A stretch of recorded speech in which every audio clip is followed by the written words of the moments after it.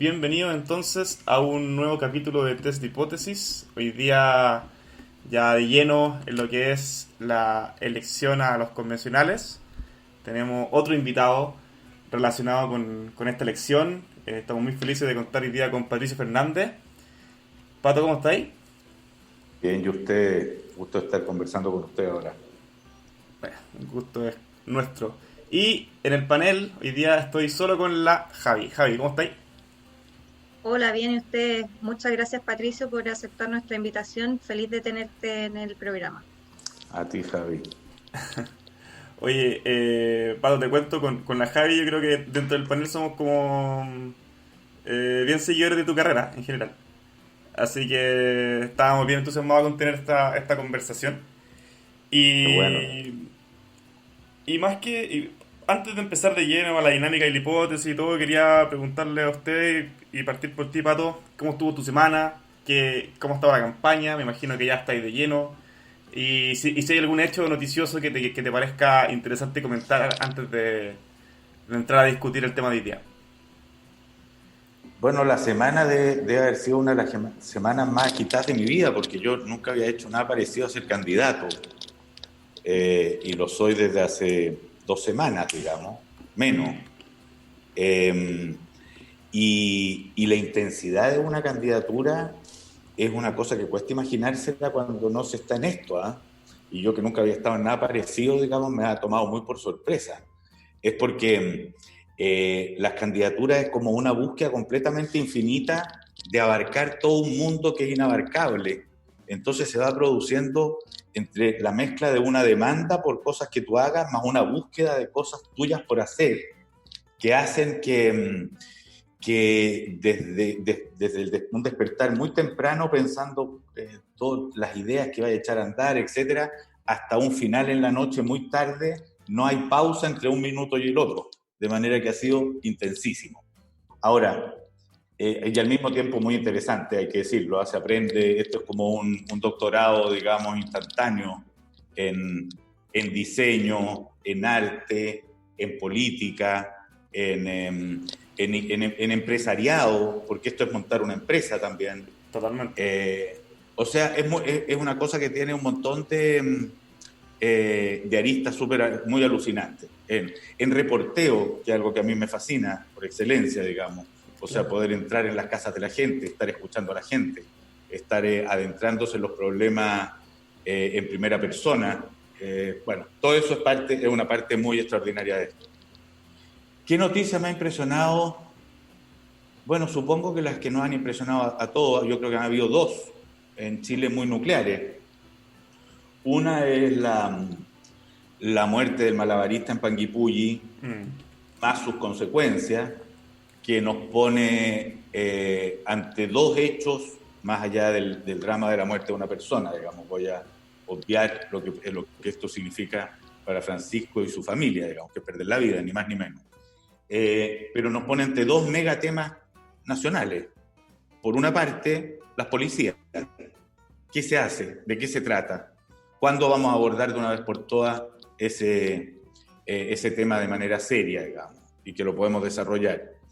Y por otra parte, recordarnos que hay una furia que está latente, que está ahí, y que le basta una chispa para prenderse, y que encuentra, digamos, está atenta a todos los motivos o buenas razones para volver a manifestarse, y que eso se llamó el fuego en Panguipulli, en Valdivia y en otras varias ciudades del país, producto de este crimen. Es como, es Creo que como que ese, la sociedad no da tregua, como que pasa cualquier cosa y automáticamente se enciende todo. Es una bueno, cuestión muy interesante. lo que pasa es que no es que no de tregua, lo que pasa es que algunos lo han querido entender y otros se quieren hacer los tontos, pero esto no es un evento, es una situación. O sea, Claro. el estallido social no es un día que hubo unas quemas del metro, el estallido social es una situación de inquietud y molestia ciudadana y exigencia por transformaciones, y que está en acto. O sea, el que quiera pensar, el que se quiera volver a sorprender ante cada uno de los eventos que haya, que se sorprenda, digamos. pero lo que más bien sería bueno ir sabiendo o ir asumiendo es que mientras está en calma, es que está haciendo el reposo del guerrero, digamos, pero el guerrero está en guerra. Y lo único que yo creo, el único camino, y con esto voy a adelantarme a lo que supongo que vamos a hablar acá más largo, pero el camino que uno puede considerar de verdad de mejoría de esto, así como la vacuna en la pandemia, se llama el proceso constituyente. Y no tiene ninguna posibilidad de acortar camino. El que piensa que se puede hacer esto sin el proceso constituyente, lo que está imaginando es que esto se arregla por la fuerza. Lo que está secretamente imaginando es que a todos estos desordenados hay que pasarles bala nomás y que se acabe esta huevada. Claro. Eso es lo que, sin decirlo explícitamente, está pensando. Y el otro evento de los últimos días, que creo que es bien impresionante, complejo, de respuesta no nítida, es Colchane y este mega tema de la migración. La migración, claro. Que es un tema que da como para largo y que el que se apure en ponerle una respuesta definitiva, salvo los que directamente creen que hay que negar la entrada a todo migrante y que todo migrante es algo así como una basura despreciable, salvo esos que creen que cualquier extranjero que llega, cualquier persona de color, cualquier persona latinoamericana es algo inferior a nosotros, que debe ser rechazado porque son delincuentes y narcotraficantes, como habla Trump, salvo el que piense así. Para los que pensamos lo contrario, que son riqueza, que son vida, que son cultura, es complejo el tema, porque al mismo tiempo que se piensa todo eso, las razones humanitarias, la necesidad de la diversidad, el comprender al que migra, el compadecerse del que está escapando de una situación angustiosa, dicho todo lo anterior, no es tan simple como llegar y decir, ábranse las fronteras y pasen todo. Entonces ahí no entramos en un terreno que exige sutilezas, pero claro, es un megatema. Y son los dos, con esto cierro, son los dos grandes temas de la modernidad en Chile y en el mundo, dicho sea de paso. El tema de las policías y de los estallidos sociales es un tema que está vivo en muchas partes, en cada lugar a su manera, y el tema de las migraciones es un tema que está muy presente en muchísimas partes, para que vamos a recordar todo lo que está pasando en Europa. Es un cuestionamiento al poder, en el fondo, desde el punto de vista de cómo la modernidad y cómo las sociedades modernas toleran las distintas fuentes de poder, ya sea manifestado a través de una frontera que divide dos países, o dentro de un país manifestado en las policías. En eso estoy muy de acuerdo contigo. Javi. Bueno, primero que todo, y perdón que hable de fútbol, pero no puedo evitarlo, estoy muy contenta por el tricampeonato. Y pasando a otros temas, me gustaría partir con una recomendación de un libro que ya le anticipé a Rodrigo que él le va a gustar, que terminé la semana pasada y que se titula Los economistas de Pinochet, que es de Juan Gabriel Valdés, que a propósito se acaba de sumar al equipo económico de la campaña Paula Narváez. Y que hace un gran trabajo para describir a los Chicago Boys desde que la Universidad de Chicago empezó a definir su perfil gremialista e ideó programas de colaboración con universidades de países que estuvieran en vías de desarrollo por allá por los años 50, pasando por la manera en cómo aprovecharon los economistas de la Universidad Católica el régimen dictatorial para introducir un nuevo modelo económico, y llegando hasta como grandes aspectos de este modelo siguen latentes en nuestro país. La verdad es que hace un análisis y una investigación súper profunda, súper interesante. Incluso su obra fue leída por Milton Friedman en su versión original, que está en inglés. Es un libro muy entretenido, muy interesante, sobre todo para quienes somos seguidores de los temas económicos y también los modelos de desarrollo posibles para el país, que sin duda va a estar esta conversación instalada en la Convención Constitucional. Oye, déjame agregarte una cosa. Ese libro, Juan Gabriel me pidió a mí que se lo presentara. Yo le presenté ese libro y no solo me sumo a tus palabras, sino que agregaría más. Es una estupenda crónica, además, sí. No es solo un estudio académico, sino que se lee también como Mezcla entrevistas una también. historia de gentes, es una, Sí. es una historia de personajes, donde asoman personalidades y asoma una vida cotidiana alrededor de esto, de esta ideología que se fue generando en Chicago desde los años 50. Ahora, lo otro que me pareció muy interesante es que ahí tú te das cuenta de lo que era la Guerra Fría. Esto nos compete directamente a lo que estamos hablando, ¿eh? Por eso lo agarro. Lo que fue la Guerra Fría y cómo de algún modo la voluntad de tomar el poder e imponer una ideología, cualquiera fueran los métodos, lo compartía tanto el marxismo como este neoliberalismo. Ninguno de los dos trepidaba en el uso de la fuerza. Claro. Los Chicago Boys usaron la fuerza, usaron al ejército de Chile para imponer esto, o el ejército de Chile los invitó a imponerse con ellos. Como es bastante irónico porque al final el fin último que ellos decían tener era la libertad, pero en el fondo trataron de imponer la libertad mediante la fuerza y la no libertad de la gente, entonces... Así es. Y además, ese libro es extraordinariamente recomendable porque si yo tuviera que sintetizar lo que está terminando y lo que estamos dándole un giro en Chile es al periodo neoliberal. O sea, si hay algo que en este momento el proceso constituyente está viniendo a cerrar, es el periodo neoliberal. Y vamos a tener mucho tiempo para discutir si fue bueno o malo para Chile, pero lo que sabemos es que terminó. O sea, lo que sabemos es que no da para más. Y cualquier esfuerzo por alargarlo, por prolongarlo, es algo parecido a no entender el estallido social y invitar a Chile a un caos creciente, a una dificultad de convivencia que solo se puede ir agudizando. Pero ahí me pasa, Patricio, que bueno, con Rodrigo los dos estudiamos ingeniería comercial justamente en la Universidad Católica, entonces también el libro me llevaba un poco a recordar esos pasillos, esas clases, esos compañeros. Eh, y el libro también ilustraba muy bien el que al final el gremialismo se fue terminando de convertir como en una especie de religión, donde hay una verdad absoluta y todo lo demás está mal y todos los demás economistas que puedan plantear un modelo alternativo son deficientes en su análisis, etcétera. Y siento que eso todavía cala muy hondo dentro de los economistas actuales, al menos dentro de la Universidad Católica. Lo veo en compañeros, lo veo también en profesores, y ahí un poco pierdo la esperanza de si efectivamente vamos a poder avanzar o no. Pero mira, dale, Pato, sí. Yo te complementaría esa dificultad de cambio que tú ves en tus compañeros, que en general, o en muchos compañeros. Es verdad que las inercias y transformar y abandonarlo, la secta de lo aprendido, digamos, para entrar al mundo de lo por conocer o por entender, no es fácil. Le está costando a los partidos políticos de una manera impresionante darse cuenta de cómo han cambiado las relaciones sociales, de que su rol ya no es el mismo de antes, de que esas negociaciones populares solo están condenadas a morir hoy día, etc.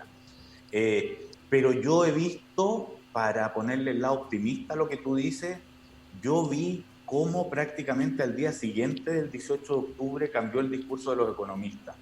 Empezó a cambiar el de los más serios. No estoy hablando de los alumnos encandilados, porque eso es algo frecuente. Existen los alumnos encandilados, que le pasa ponte tú a los psicólogos cuando leen por primera vez a Freud. Pasa que es como que se ven de pronto, se ven en un estado de arrobamiento, descubrieron una verdad. Y lo que les falta un poco con el tiempo es darse cuenta que son demasiadas, son tantas las verdades que la cosa es enredada. Pero son más preguntas que certeza. Son más preguntas que certeza y las verdades se entrecruzan y se genera ese espacio maravilloso que se llama la vida misma. Bueno, y de alguna manera, tanto en esa Guerra Fría, tanto las tesis marxistas como estas tesis neoliberales simplificaron justamente esa realidad de una manera que demostraron ambas estar fracasadas. Claro. Y hoy día lo que estamos viendo es que es evidente que el simple objetivo del crecimiento económico, la sociedad regida solamente por los criterios economicistas, no produce algo parecido a la felicidad. Puede producir algo parecido a la rentabilidad, pero no produce algo que parecido a una convivencia perdurable y feliz, no genera estabilidad. no Claro. no le da incluso a los procesos productivos el largo de tiempo imaginable para convertirlos en parte de la comunidad en la que habitan y llegar más lejos. Por lo tanto, creo que ahí estamos. Claro, ahí mismo yo creo que esta misma discusión o esta misma conversación que estamos teniendo lo podemos tener en el marco de la hipótesis del día de hoy. Así que yo creo que podemos pasar porque a propósito de este libro y esta conversación que puso la Javi, vamos a pasar de la Comisión Ortúzar al Palacio Pereira. Vamos a pasar de Chacarilla, ¿cierto? A los elegidos democráticamente. Y en el fondo lo que se pone en cuestión... No es para llorar, ¿eh? No es para llorar esa evolución. Y en el fondo lo que se pone en cuestión es hoy día muchas cosas. Muchas cosas que traducirlo en una palabra, en una frase, quizá tú lo pusiste en tu libro, lo sacaste de un cartel que había en una marcha. Son tantas weas que no sé qué poner, en el fondo. Y si hay un tema que es importante, es el tema del poder, la concentración del poder en la élite chilena. Y la hipótesis del día de hoy es la siguiente.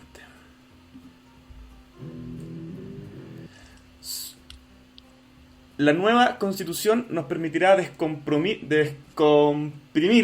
la concentración del poder de la élite chilena. Esa es la hipótesis del día de hoy. Y a modo de primer bloque, haciéndole un honor a nuestra gran primera dama, y respecto a aquella frase que Pato, tú has recalcado harto en entrevista y también en tu libro sobre la marcha, este bloque lo llamamos la llegada de los alienígenas. Llegaron los alienígenas donde parecía que en realidad los alienígenas eran ellos mismos. Aquellas personas que estaban en ese grupo de WhatsApp, más que la gente que salió a reclamar por cosas que hoy día nos parecen tan lógicas. Antes de ir de lleno al tema, ¿qué te parece la hipótesis? ¿Tú crees efectivamente, Pato, y ahí también habla la conversación para Javi, que la nueva constitución de verdad va a permitir descomprimir la concentración del poder de la élite chilena? A ver, corregiría una palabra. A ver, dale. La nueva constitución está llamada a redistribuir el poder y a no mantenerlo en manos de lo que hemos entendido como la élite chilena, o a no mantenerlo encapsulado ahí. No, porque no sé si es que va a permitir, sino que es su objetivo central. O sea, ¿qué es en esencia o en lo fundamental una constitución? Es la organización del poder. Exactamente. Eso es en esencia. Pero te puedo hacer un alcance, chico, pequeño. Sí. Hoy día yo me puse a revisar los candidatos a constituyentes de muchos distritos, trabajo para algunos de ellos, por amor al arte nomás. Y la verdad es que yo veo puros colegios de élite. Pero eso no es verdad.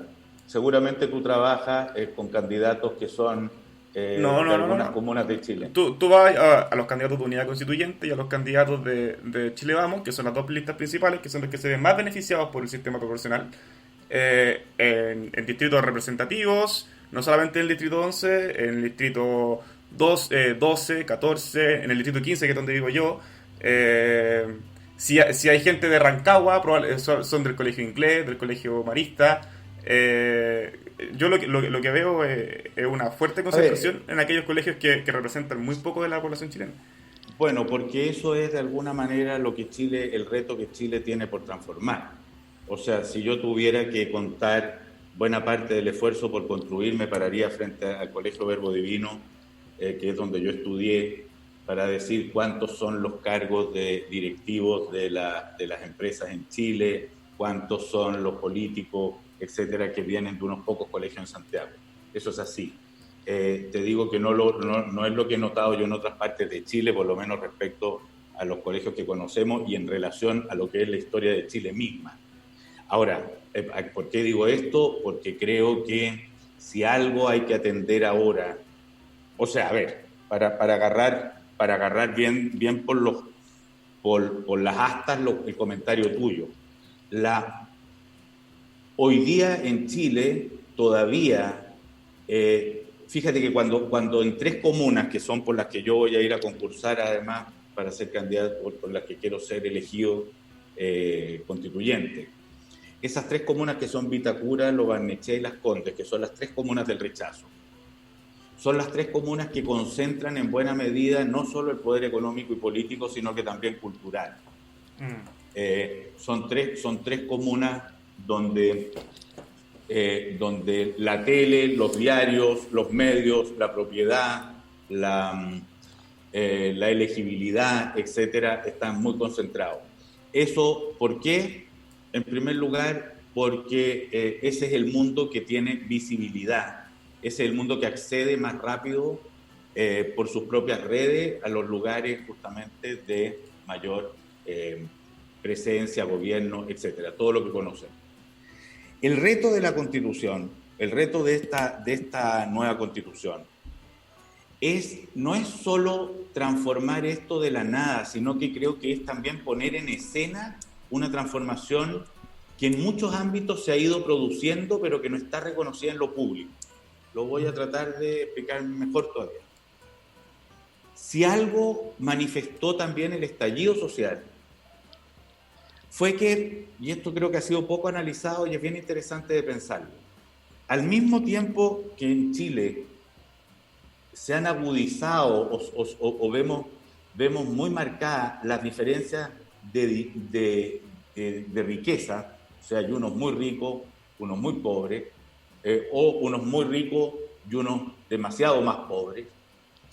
Lo que sí podemos saber también es que la distancia cultural entre el dueño del campo y el hijo del obrero nunca había sido más corta.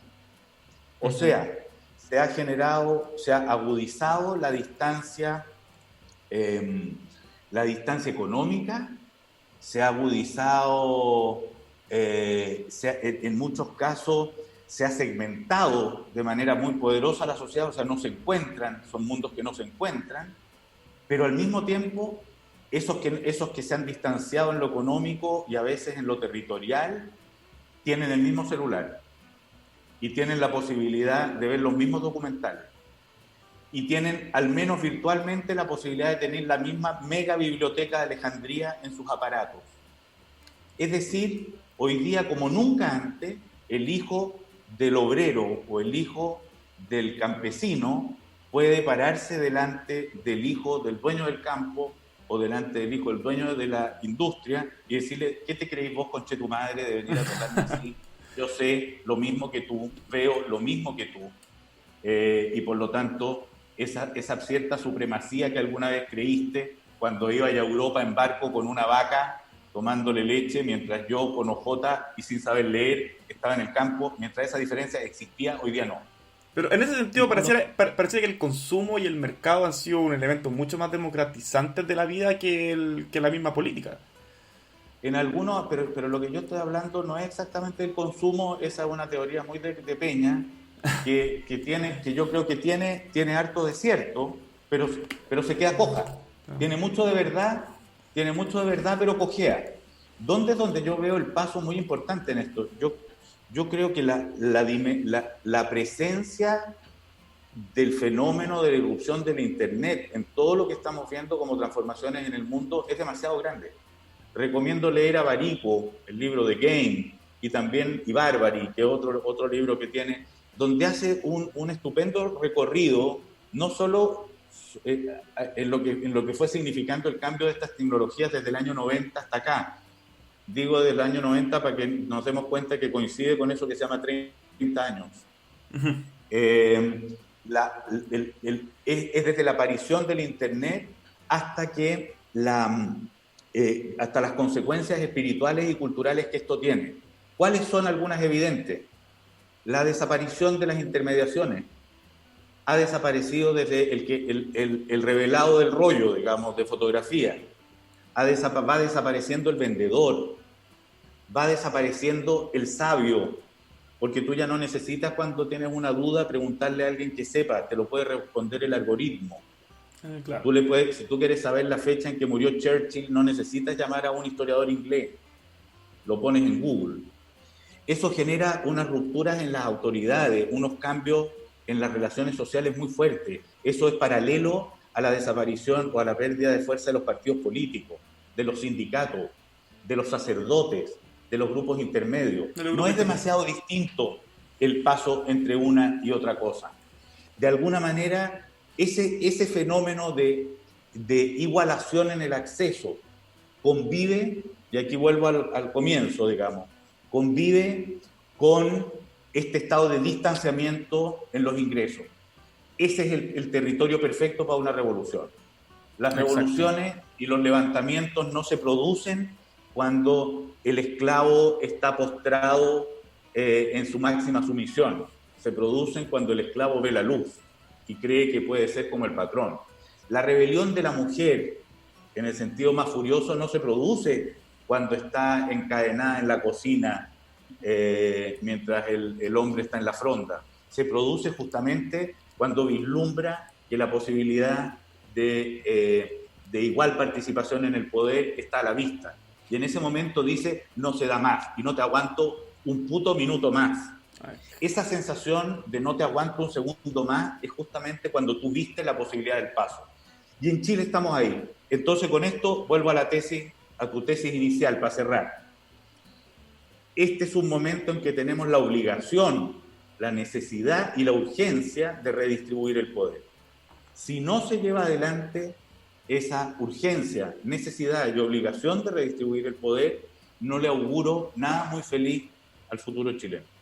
Javi. Oye, Patricio, y nosotros sabemos que este discurso que tú das no es propio de ahora ni propio de después del estallido, sino que es algo que a lo largo de tu vida tú has defendido y, bueno, has sido un férreo defensor de la democratización de los espacios de poder en la política. Por eso también, por ejemplo, de Clinic. Y una posibilidad que muchos queremos es que efectivamente esta nueva constitución garantice una especie de descomprensión de esta concentración y que de una vez por todas tengamos un Chile más equitativo y con mayor igualdad de oportunidades. Pero ¿crees que ese objetivo se pueda lograr teniendo en cuenta que gran parte de estos candidatos o gran parte de las personas que puedan venir, que puedan llegar a la convención son parte de la élite?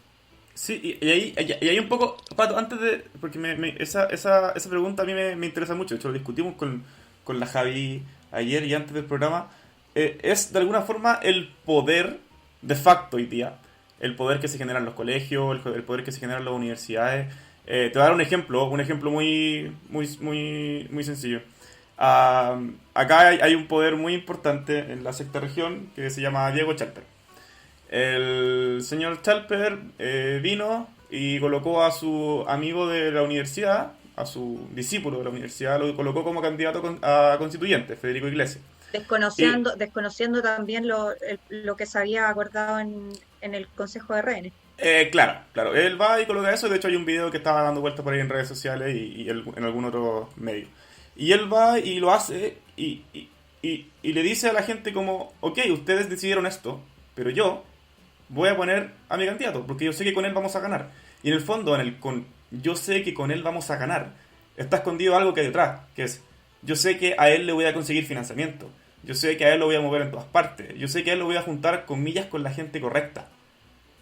Entonces al final uno pregunta, porque había otro candidato ahí, que tenía Jorge Cuña, que tenía también Lancana y tenía todo el currículum para ser un candidato, una persona como todos nosotros, y al final simplemente no puede, y uno se pregunta, la canción de los prisioneros, ¿no? ¿Por qué los ricos? ¿Por qué solamente los ricos lo pueden pasar tan bien? ¿Por qué solamente ellos pueden ir a discutir al Palacio Pereira? Pero Rodrigo, hay una cosa que, a ver, es que lo que tú estás diciendo de alguna manera es la historia humana, digamos, y es lo que todo progresista y en toda revolución se ha intentado romper, y la verdad es que ha costado mucho. y ha costado mucho aquí en la Quebrada del Ají, pero tengo un dato para decir, para ponerle algo de optimismo a eso que tú estás diciendo. Un optimismo que, a ver, pongámoslo, llamémosle, no el paso de la tierra al cielo, pero cambio importante. Nunca en Chile se había hecho una constitución con la participación de constituyentes elegidos por el pueblo. Jamás. Nunca en Chile se había... esta vez las personas que van a estar ahí conversando van a haber sido votadas por gente de la ciudadanía. Esto tiene montones de problemas que no se van a que hacen que no baste lo que te estoy diciendo. ¿Cuáles?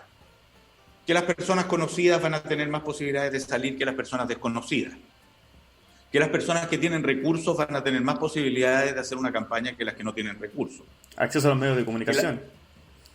Por eso partí con esa. Las personas conocidas en gran medida se llama los que tienen figuración y los que consiguen tenerla.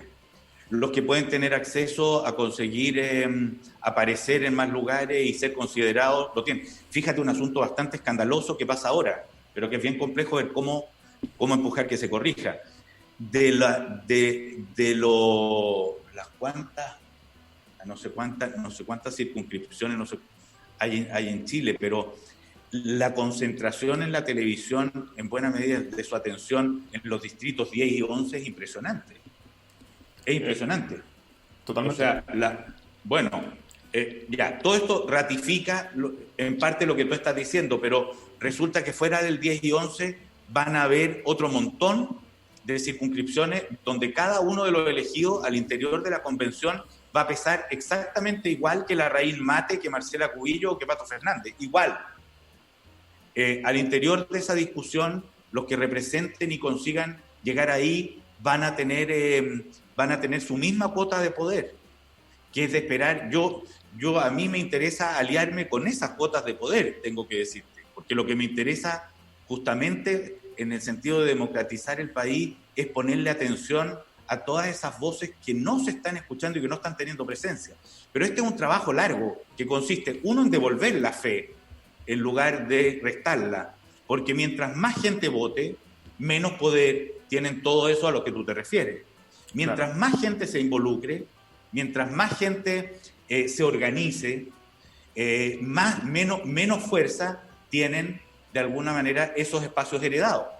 Esos espacios heredados son los herederos de la familia que va en barco a Europa con la vaca para darle leche al niño. Claro. De alguna manera lo que estamos hablando hoy día es justamente el esfuerzo por reacondicionar eso a una nueva realidad cultural. Por eso es que yo esta vez lo veo con un optimismo distinto. No se llama esto de ahora los obreros al poder. Esto de ahora no se llama que la tortilla se vuelva.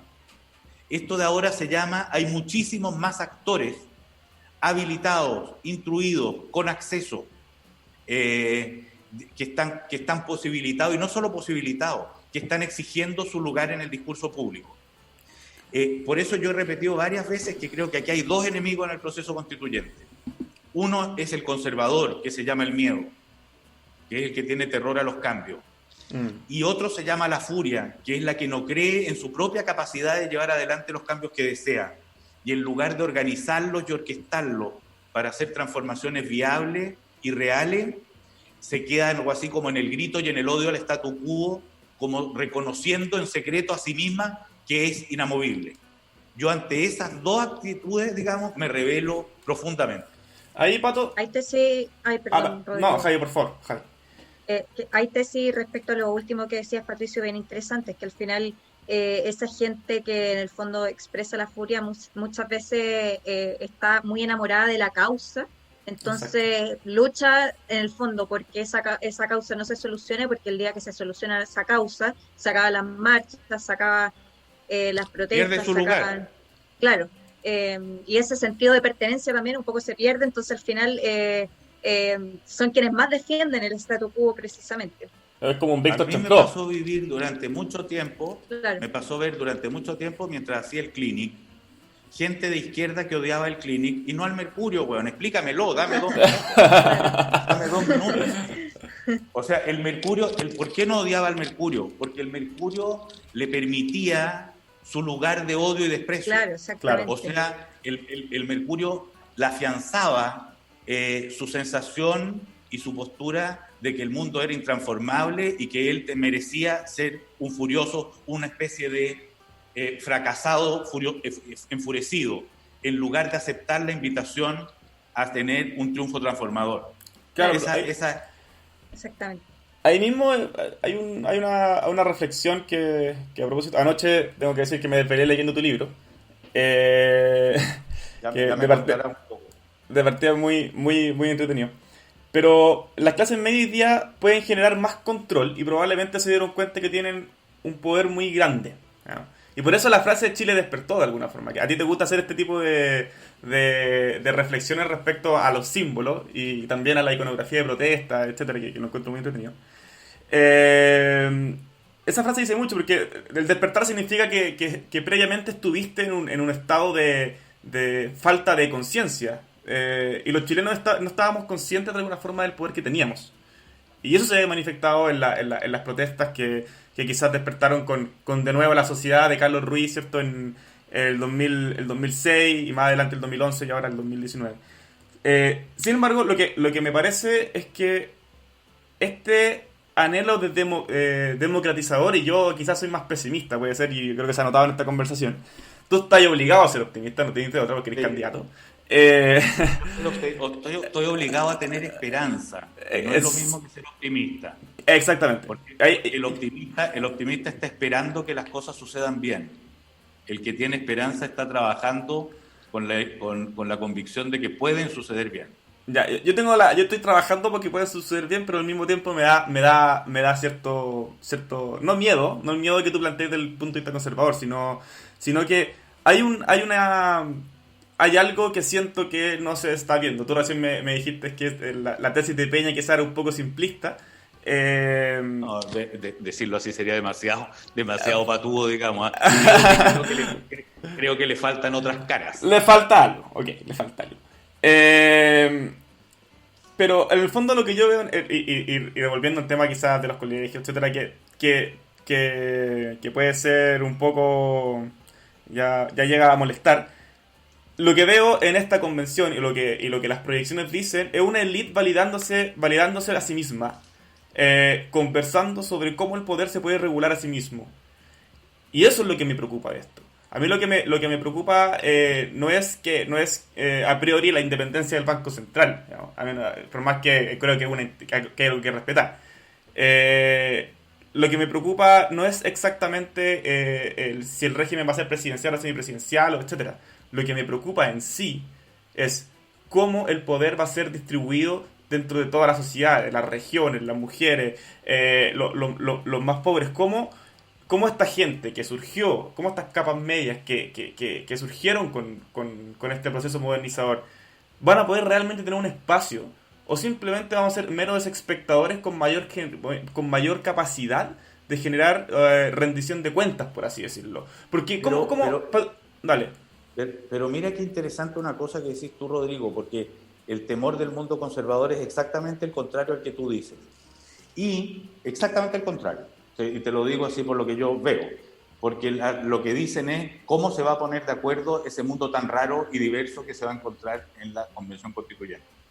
Y para abonar, al menos, no en la medida no en la medida de las ilusiones perfectas, sino en la medida de lo que hemos conocido, lo que tú vas a ver en esta convención es mitad de mujeres, nunca antes visto, ni en Chile ni en el mundo. Ni el mundo, claro. Participación de pueblos originarios, nunca antes visto en un acuerdo comunitario en Chile. Representantes cuyos postulantes son más del 60% independientes, provenientes de todo Chile, así sea apoyados por partidos políticos o en listas particulares.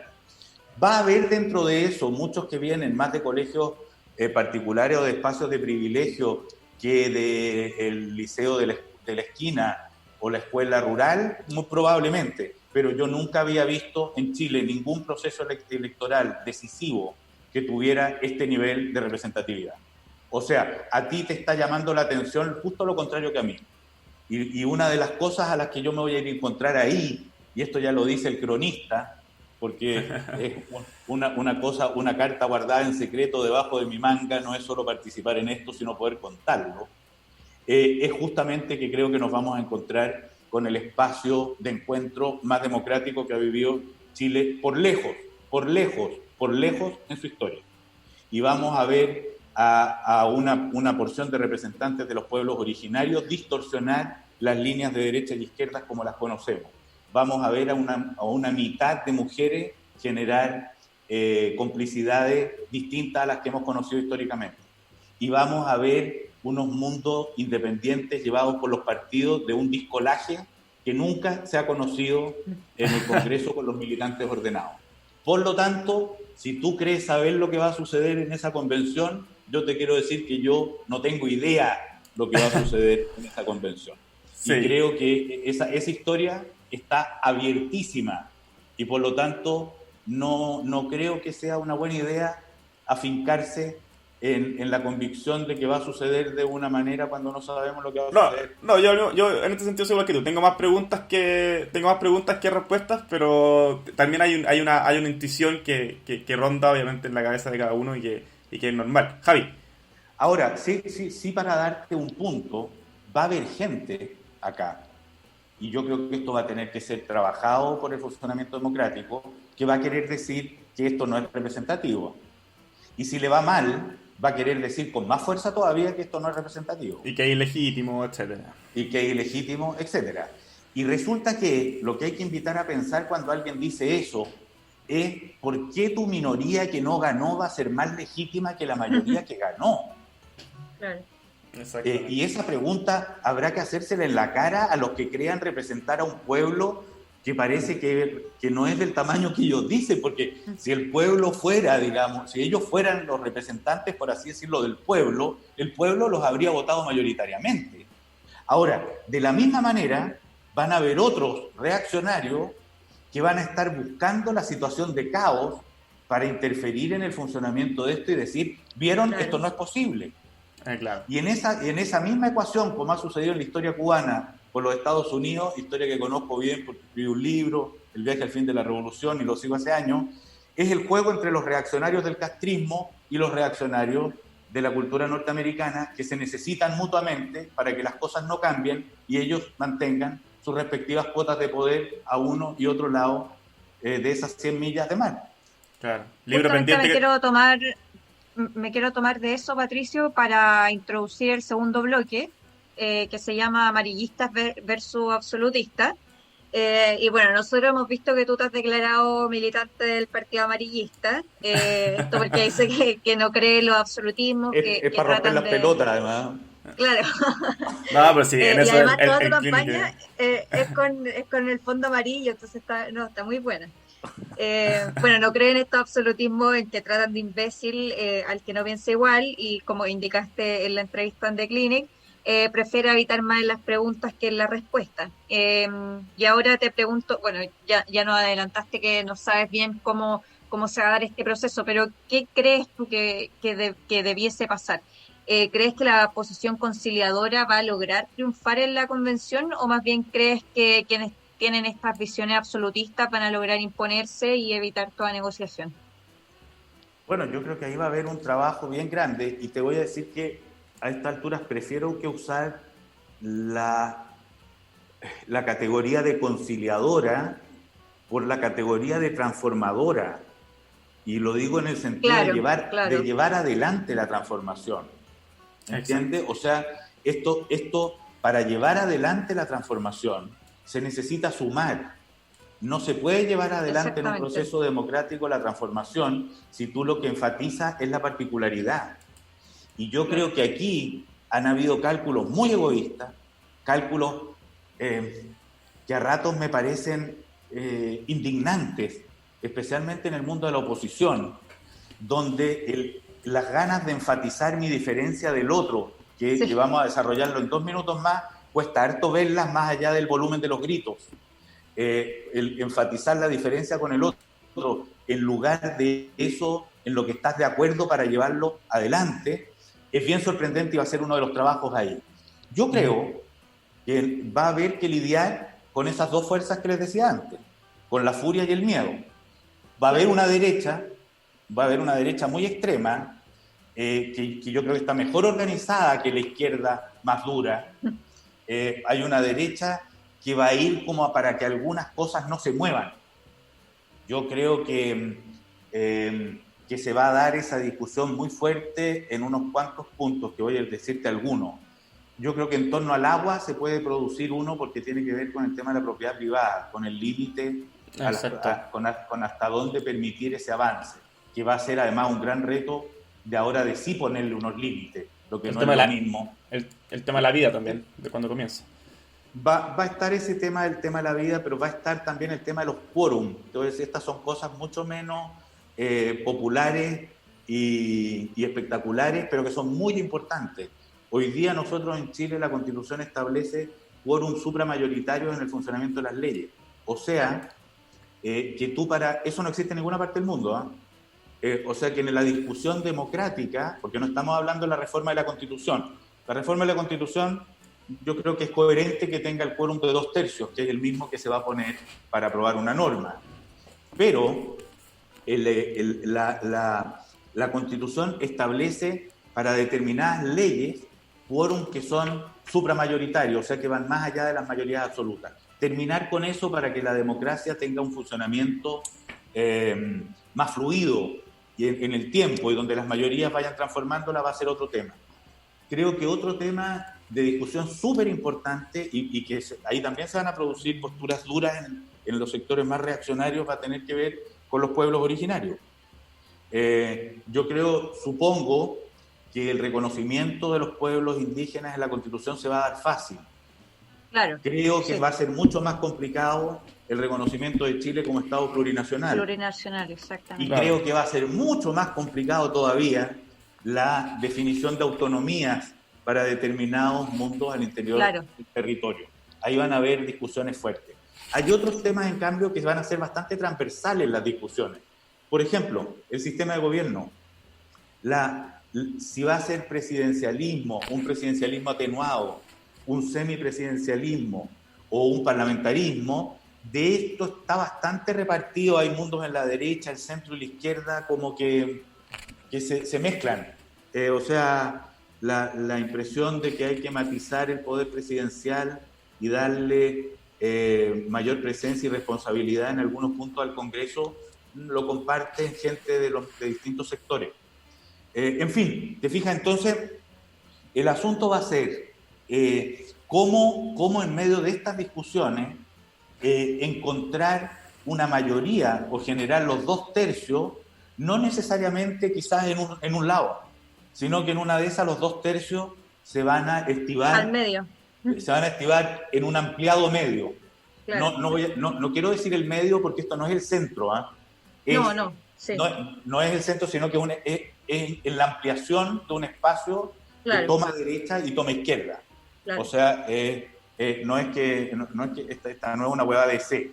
Así como yo nunca jamás he imaginado cuando acepté de manera más bien provocativa y burlona el epíteto de amarillo, porque se volvió lugar común en el chiquillo de demasiada gente, de demasiados compadres que me parecía que no sabían del todo lo que estaban hablando. El amarillo no es esta vez el aguachento, digamos. El amarillo es el que te dice, no, compadre, no estoy para nada de acuerdo contigo, lo lamento. Eso de lo que tú me estás acusando es parte de mi orgullo. Eso que a ti te parece que en mí es vergonzoso, que consiste en tratar de entender más, en tratar de saber lo que dice el otro, en profundizar en los temas, en escucharme a mí un poquito menos que al otro, y no en estar sordo al otro y escuchándome fascinado a mí, como le pasa al que te acusa de amarillo, que es alguien que parece extremadamente fascinado con su propia convicción. El que te acusa de amarillo es alguien que aparece como en un nivel de admiración de sí mismo y de sus propias conclusiones que a mí me da vergüenza ajena. Lo encuentro patético, no es que lo encuentro lamentable, o sea, lo encuentro bastante parecido a la tontera. Entonces, el amarillo acá es más bien alguien que está dispuesto a pensar en conjunto. Y si a él eso le parece que es algo francamente ridículo, bueno, asumo entonces su epíteto ridiculizante, digamos. Oye, pero ahí respecto a eso mismo, la pega es importante porque defender ese amarillismo en el Palacio Pereira, donde muchos van a ir a defender posiciones de poder importantes, Pero es va a que, ser... Rodrigo, yo no voy a defender el amarillismo. Yo lo que voy a ir No, a... no, no, no. Mira, No, yo... pero amiga, no, es que te lo voy a explicar. Lo que yo le voy a ir a decir al otro, incluso al que me acusa de cualquier cosa, es que lo quiero escuchar. Es Yo que no le ahí voy a ir a mismo... decir que tenemos, yo A no le eso voy a ir a quiero... decir que tenemos, no le voy a ir a decir que tenemos que ser amarillos. Le voy a ir a decir tenemos que tomar buenas decisiones. Es que a eso mismo quiero Le ir, voy a, Pato. Ahí mismo me quiero detener, porque si hay algo Pato, tú venís de la elite y no tenés ningún problema en decirlo. no, Eh, sería mentir. sí. Pero hay algo en particular de tu condición de elite, también dueño de un medio, que también te da más facilidades para levantar una campaña. No, ya no. Pero, ya. Ay, No, no tengo nada que ver con ese medio. No, no, no me han llamado por teléfono desde el día mismo en que me fui. Y ese pero, medio lo fundé con $2.000. pero, Y se trabajó 3 años gratis, todos los que estaban ahí. pero, ¿no pagaste las cotizaciones, Pato? No, no solo no pagué las cotizaciones, no solo no pagué las cotizaciones, no tuvo sueldo porque se hacía en el computador de mi casa. Claro. Y era un panfleto que nos conseguimos que en los primeros números que nos lo imprimieran. Me acuerdo la imprenta de un compadre llamado Sato, un exmirista, y por eso se salía la tinta del papel, digamos, se quedaba pegada en los dedos. Sí, no, pero más allá del... Sí, es una historia No, que te creo lo que... digo, te lo enfatizo porque pareciera que tú que tienes un medio es exactamente la misma condición en la que tú puedes tener un medio hoy día. Ah, O sí, sea, no, de hecho probablemente esto sea parte de eso. Esto se hizo exactamente como ustedes están haciendo esto. Esto se hizo solo reuniendo voluntades. Claro, pero hoy día, por ejemplo, si tú quisieras sacar una entrevista en The Clinic no sería difícil. O sea, ya salió, digamos. Supongo que les interesó porque vinculaba el comienzo de la historia de ese medio con una persona que hoy día era candidato a esto. Y no solo eso, sino que me he ganado la vida en el último tiempo trabajando para medios que van desde el New York Times, pasando por el diario El País, hasta Canal 7 y Canal 13. Sí. Ahora, llevo 20 años vetado en el Mercurio, pero que esperamos que esto se rompa en algún momento. No, pero no es necesario, sí. Mercurio puede pasar. No, me dan muchas ganas de ir a hablar ahí. Ah, sí, bueno, el mismo Carlos Peña, porque él escribía en La Tercera y se fue al Mercurio solamente porque quería ser más disruptivo en un medio conservador, que ya La Tercera ya era conservador. Aquí respecto al tema del amarillismo que se nos quedó ahí dando vuelta, tiene que ver con esta actitud que a mí me fascina, que es la idea de ir y escuchar simplemente. Ok, perfecto. Y en tus libros y en lo que tú hayas hablado públicamente, siempre te refieres a las demás personas, ya sea al vagabundo que entrevistaste alguna vez a finales de los 90 yo creo que eso también te da una facilidad para levantar una campaña también. O sea, es la capacidad de ir, porque hoy día el que es candidato a la convención es una persona que tiene que ir y escuchar. Porque proponer hoy día ideas para la convención constituyente es algo medio raro, porque tú puedes llegar con la carta escrita, digamos, al Palacio Pereira, pero ahí la cosa va a cambiar completamente. Pero lo que sí uno puede hacer es escuchar, y es algo que yo creo que tú sabías hacer muy bien, mejor que de los mejores acá. Pero la pregunta es, ¿a quién escuchar?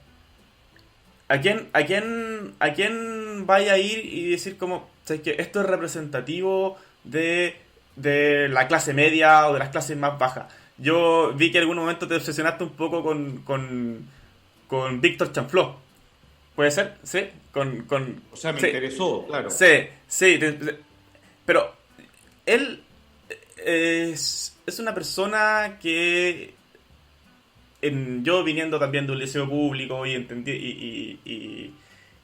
entendiendo las dificultades de la vida, no representa absolutamente para nada, pero para nada, algo que probablemente deberíamos incorporar dentro de una constitución, o dentro en el espíritu de ella, porque las clases medias y las clases más bajas no quieren quemar el metro, no quieren quemarlo todo, no quieren destruirlo todo y tampoco quiere que sus trayectorias vitales no se les reconozcan, digamos. Lo que queremos todos nosotros es que el sueño que se nos vendió alguna vez sea posible. El sueño de la idea de que si yo estudié y me saqué la cresta en el liceo, mi mamá se sacó la cresta trabajando, y pude llegar a estudiar a la Universidad Católica, no sé cuál, Lawrence Goldborn, que eso tenga un rédito al final del día, ¿cachai? Y cuando yo llego a la Universidad Católica, me encuentro con compañeros que generan un cerco alrededor mío que me prohíben de alguna forma sentirme parte de aquello. Y por eso te pregunto, derechamente, y ahí Javi, no sé qué opinas tú, ¿a quién hay que escuchar? Porque no podemos incorporarlo a todos, lamentablemente. Pero ¿a quién hay que escuchar? El 18 de octubre y todos los días posteriores, y tú lo recalcas muy bien en el libro, pero creo que cae en una contradicción, que es mucha gente reclamando cosas para sí mismo, muchos carteles, no un cartel, muchos carteles distintos representados en una persona distinta, pero al mismo tiempo tú abogas por mayor cohesión social. Y como si lo que se estuviese reivindicando un espíritu de comunidad que quizá de la cual el mercado nos castró de alguna forma. Entonces, ¿a quién escuchar? ¿Y cómo? Oye, una corrección pequeña antes, porque hay que ser políticamente correcto. Se dice persona en situación de calle, Rodrigo, no vagabundo. Es que lo dice así en el libro, entonces como que... Es bonita la palabra vagabundo. Sí, a mí también me gusta. A mí me gusta la palabra vagabundo. Sí, El vagabundo es alguien que vaga por el mundo. exactamente. Y de alguna manera se desprende de muchas cosas. Esas palabras políticamente correctas hay algunas que son tan feas. ¿Eh? Estoy hablando con Patricio Fernández, pues Javi, ¿no? Yo te voy a decir, yo te voy a decir, una vez estaba con Totola Momposina, una comadre morena, la madre de la cumbia colombiana. La madre de la cumbia, tienen que anótenla y escúchenla para que sepan lo magnífica que es. Y Totola Momposina me decía en un momento, es que yo no sabría cómo se puede cantar Mami, yo no sé lo que quiere el afroamericano. Por lo tanto, y hubo un tiempo, no lo olviden, hubo un tiempo también en que la palabra negro fue reivindicada por los negros. Bueno, pero este sería meternos en un tema de otro orden, muy largo. Para contestarle a Rodrigo, primero, mira, yo entre los 16 y los 30 años me dediqué a la poesía lírica y escribí demasiado lo que eran mis emociones y lo que salía a partir de mis visiones del mundo hasta que me aburrí. Y me pareció que era más interesante justamente ponerle atención a lo de afuera que a eso es lo que yo estaba perdido, que tiene su lugar también, por supuesto, en la historia de la cultura, el arte y la literatura. Cuando tú dices, voy a contestarte a quién ponerle atención, a propósito, cuando tú me citas que yo voy a mirar a Chanfró, yo no voy a mirar a Chanfró porque sea ni lo que más me interesa, ni porque crea que es la mayoría, ni porque crea que es lo que piensan la gente que está en el estallido social. Yo voy a mirar a Chanfró, en primer lugar, como miembro de una generación, de un segmento, de una parte, de un pedazo, de una generación que apareció de relevo de la que fue la del 2011, con la que quiebra. El estallido social tuvo como primeros protagonistas, y eso es muy interesante de verlo, a la generación siguiente a la del 2011. Y de hecho se sentían lejos de la del 2011, que se volvió después el Frente Amplio. Y yo lo que quería ahí era entender de qué se trata el discurso de las ACES, de esos que están ahí, que participaron muy activamente, eran de los más puntudos que se producían en los bordes de las marchas, eran de las fuerzas más destructivas, de los más desobedientes, de los que generaban más, yo diría, más complicidad con el lumpen incluso por momentos, o sea que se filtraban mejor, y en los cuales yo veo muy poca energía constructiva. Por lo tanto, si tú me hablas así como en lo que ahora me tiene en la Convención Constituyente y en la responsabilidad para construir un país, yo estoy completamente contigo que no es precisamente ahí donde hay que buscar la mayor energía para esa construcción. Ahora, aquí hay como dos cosas distintas, porque yo no sé si contestarte políticamente o contestarte cronísticamente. No, me interesa el Pato cronísticamente, porque el cronista lo que más le interesa son las cosas que lo sorprenden. Claro. Al cronista por lejos lo que más le interesa es todo lo que lo saca del lugar habitual. Entonces yo me dirijo mucho más al loco, al exótico, al delirante, al distante, al que anda por lo más lejos posible de los márgenes, que al que conozco, al que ubico, al que entiendo y al que comparto. Durante ese tiempo y hasta recién, yo recorrí el estallido social encapuchado y estuve en las quemas de las iglesias y estuve en las puertas de los saqueos y estuve en los lugares donde vi a muchos de esos que estaban en la furia a pelear entre ellos, a cuchillazos. Y estaba ahí para ver, sentir y tratar de entender esa energía. Ahora, te puedo decir con total convicción que esa energía no es la energía del estallido social. De hecho, para quien hubiera tenido ocasión de verlo, en torno a Plaza Italia, en el primer tiempo, todo esto tiene tantas etapas que sería largo ahora meternos a... Era más tirado para Providencia que para abajo. No, en Plaza Italia, durante las primeras semanas, eso que se llamó la primera línea se organizó en un lugar muy puntual que se llamaba Ramón Corbalán con Carabineros de Chile. Exactamente. Y en esa esquina de Ramón Corbalán con Carabineros de Chile habían primero 100, 200, 300, 400, nunca más de 500 personas que iban a pelear por los carabineros. Y los pacos iban ahí a pelear con ellos. Es mentira que detenían a los pacos para meterse en Plaza Italia, eso no es verdad, eso es una ficción romántica. Se generó ahí una lisa de combate, una cita todas las tardes, muy rara de entender, incluso de parte de Carabineros. Parecía un juego de Fortnite. Y de hecho, tengo la impresión de que ahí, lo pongo en el libro, había mucho más Marvel que Marx. O sea, habían más escudos, había más confección de una estética, había más la pertenencia a unas fuerzas heroicas que la esperanza verdadera por una toma del poder y una transformación del Estado y de la sociedad, digamos. Ahora, ese mundo que estaba funcionando ahí, donde llegan, yo creo, marginalidades de muy distintas categorías, donde llegan desde marginalidades de clase alta hasta marginalidades de las clases más pobres, desde supongo, el cabro al que huevean en el curso hasta el que estaba con el neopren en la población. O sea, todos esos universos se encontraban de alguna manera ahí. No era lo mismo que había en Plaza Italia. Salvo en el avance del tiempo que Plaza Italia se fue también un poco lumpenizando, pero incluso entonces no era lo mismo que Ramón Corbalán con Carabineros de Chile. Entonces, aquí en el fondo hay muchas historias. ¿Cuál va a ser el reto ahora para ir derecho a contestarte? ¿Cuál va a ser el reto en la convención? Yo creo que esos mundos más chanfró, como al igual que tú, no creo que sea mayoría, no creo que tenga muchos representantes en la convención. No creo tampoco que esos mundos más radicalizados, lo vamos a ver, es una hipótesis, pero después de lo visto en el plebiscito, etcétera, yo no creo que sean ultramayoritarios, no lo creo. Yo creo que están bastante focalizados. ¿Significa eso que va a ser fácil el acuerdo adentro de la convención? Para nada. Creo, pero vamos a tener un año para construirlo. Sí, pero...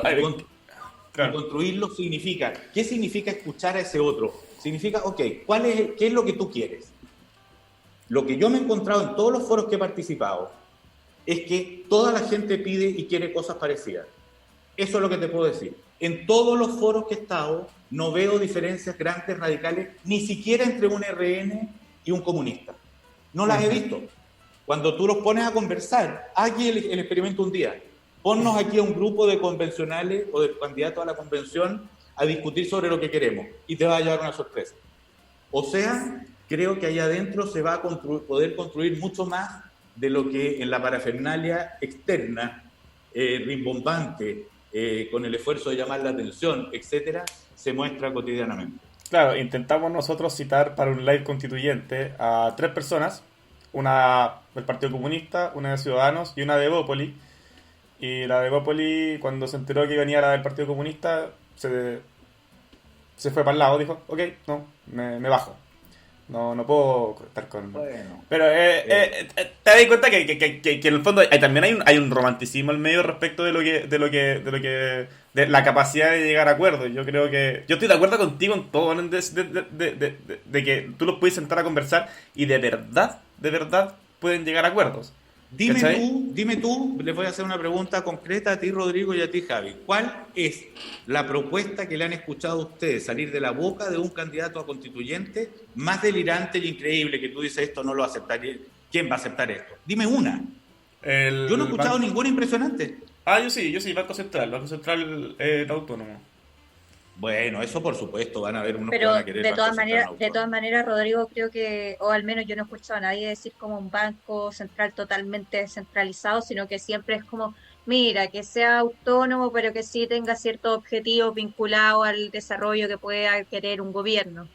En mi Ninguna así juventud, como... en mi primera juventud, estoy en la segunda, en mi primera juventud, Alan García lo admirábamos todos porque él quería estatizar la banca. El discurso de estatizar la banca estuvo en la izquierda chilena, yo creo, hasta parte de hasta en una parte de la izquierda chilena le gustaba hasta una parte de los 90. Y tú me estás hablando ahora como la cosa más delirante de todas las conversaciones imaginables, la independencia del Banco Central, güey. Porque estoy estudiando ingeniería comercial, como estoy medio Bueno, preocupado. pero te fijas que es interesante porque tú mismo pusiste una medida de la locura en algo que es bien poco, ¿cómo Sí, decirlo? no es tan terrible. No es aterrante, digamos. Sí, bueno, veamos, o sea, yo creo que de alguna forma Oye, sí, pero no es lo medular, sí, estoy de acuerdo contigo, Oye, yo quizá creo fue que un poco tenemos que ir exagerado. terminando porque me tengo que Sí, ir a... sí, de todas maneras. Tengo unos compromisos. Seguiría todo el día, pero... Sí, de todas Sí, maneras.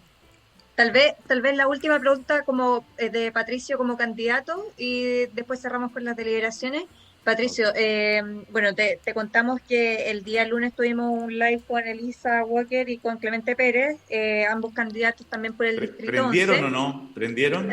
Sí, oye, le tiré un chiste oye, relacionado con no le eso, gustó el chiste, no le gustó el chiste, que quede pero claro. me di el gustito. Bueno, bueno, nos comentaron sus principales banderas de lucha en caso de llegar a la convención. ¿Cuál sería la bandera de lucha de Patricio Fernández? Amarillar, po. Son varias, pero te voy a decir una porque me parece muy fundamental y que reúne a todas. Yo creo que aquí hay un gran reto por redistribuir el poder y por hacer participar a más gente de las decisiones que vamos tomando. Y creo que esto va a tener dos grandes instancias. Una, ya en la discusión de la Convención Constitucional. O sea, va a haber que diseñar mecanismos para que los que estamos hoy día haciendo candidatura dejemos linkeados grupos organizados para que estén atentos y participando de la discusión que se dé durante el proceso. Y eso debiera tener una traducción al interior de la Constitución. O sea, generar nuevos mecanismos participativos al interior de la Constitución. Creo que vinculado con eso está, por ejemplo, el que yo creo que una cosa que sería importante promover ahora es entender que el derecho a la conexión a Internet es un derecho humano y es un derecho social, así como es la salud, como es la educación, como son las pensiones y como veremos cómo entra también la vivienda. ¿Por qué? Porque esa capacidad de estar conectado es un mecanismo de incorporación, o sea, es estar formando parte de ese mundo paralelo que apareció en el que tantas cosas acontecen y nadie puede quedar fuera de eso. Si es que respetamos esto, y con esto estoy tratando de dibujar como el concepto general de la Constitución que creo, porque van a ver después, esto tiene muchas entradas. Claro. Si aquí entendemos que hay que respetar esa diversidad y esa participación, tendremos que entender que no solo es individual, sino que hay grupos culturales que tienen entero derecho a permanecer, a pertenecer y a diferenciarse, como son por una parte los pueblos originarios, pero podrán ir apareciendo otros muchos que hoy día se nos ocurran o no se nos ocurran. ¿Por qué va a haber un Estado que obliga a todos los grupos a vivir de la misma manera? ¿En qué espacio vamos a permitir que esos grupos generen sus propias organizaciones y en cuáles no? ¿Qué autonomías vamos a respetar en distintos sectores y en cuáles no? Y como cae de cajón, esto también tiene que ver con la regionalización.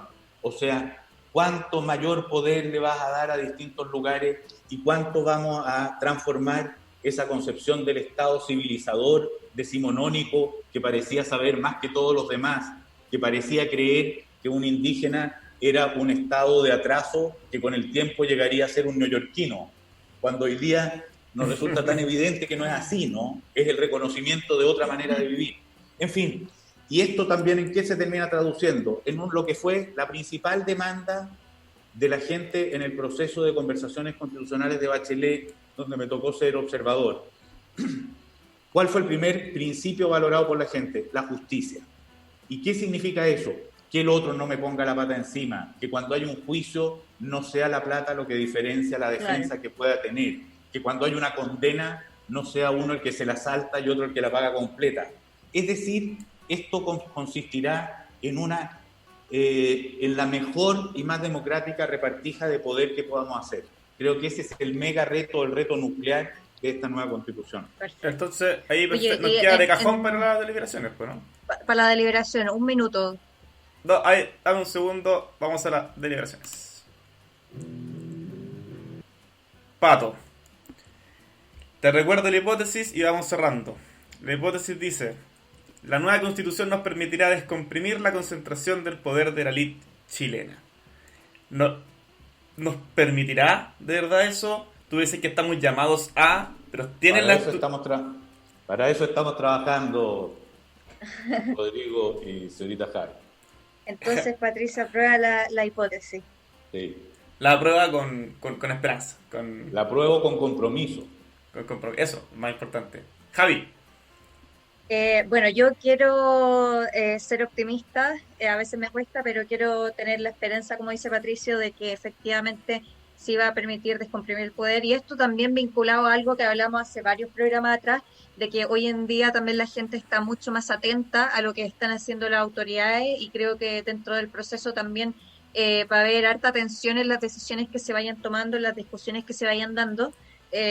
Y creo que también, como dice Patricio, hay muchas cosas, hay muchos lugares comunes donde este centro ampliado se puede encontrar, y creo que eso va a prevalecer. Espero que el Partido Republicano se haya sumado al pacto de Chile Vamos no interfiera mucho en eso, y ojalá logremos tener algo así como lo que ha pasado con las vacunas, y que está linkeado a lo que decía Patricio de la justicia. Ojalá también podamos tener un sistema de salud en el cual la capacidad de pago no sea un determinante para tu acceso a la salud, y creo que eso sí ha sido súper valorado por todos los sectores, así que espero que podamos ponernos de acuerdo en eso, y apruebo la hipótesis. Perfecto, y ahora para cerrar, gracias Javi, gracias Pato, muy rápido yo... Oye, último comentario, solo un comentario. Si muchos votan, yo estoy convencido que las Marcelas Cubillos y los José Antonio Cast van a roncar menos. Así que voten muchos. Oye, pero me queda mi deliberación porque no me la quiero saltar. Mientras la Constitución no sea capaz de tocar las fuentes de poder más importantes que existen en nuestro país, que son los colegios, que son ciertos barrios de este país, que son las cúpulas de los partidos políticos, que son las leyes escritas en Cachagua, yo no puedo, y aquí voy a ser riguroso estadísticamente por primera vez en el programa, no tengo los datos suficientes para poder rechazar esta hipótesis, o sea, para poder aprobarla. Así que... Nadie puede, porque no se ha dado la elección. Sí. Rodrigo, de manera que el que diga lo contrario... Claro, pero ahí mi miedo está todavía en que el poder, ese poder que se concentra en Cachagua, ese poder que se concentra en Sanhattan, todavía sigue de alguna forma intocable, pero espero que con Pato en la convención se comprometa a que eso vaya a ocurrir. Gracias, Pato, de verdad, de todos, hemos tenido muchos candidatos, hemos conversado con mucha gente, entre ellos gente de tu mismo pacto, la Lisa, Cristóbal, y me van a disculpar Renato, Darín, Cristóbal, Kenneth, pero quizás esto es porque es un gusto más personal. Para mí esta fue la mejor conversación que hemos tenido en Test Hipótesis, así que Ha mucha estado muy pica buena. a mucha pica a nuestros compañeros panelistas, y de verdad, ojalá, o sea, para mí toda tu lista saliera, yo sin ser declarado centro izquierda ni nada, siempre estoy ahí en el centro fundamentalista. De verdad, me encantaría que toda la lista de ustedes saliera, porque no hay persona que no sea un gran valor. La Lisa, Cristóbal, tú, Juan Enrique Pi, la María José Cumplido, la Sara Larraín. Así que eso, un abrazo enorme, y que puta, te vaya a la raja. Muchas gracias por la invitación, estuvo entretenida la conversación. Gracias, Pato, y mucho éxito en la campaña. Chao, gracias a ustedes. Chao, chao. Chao. Que les vaya bien. Chao.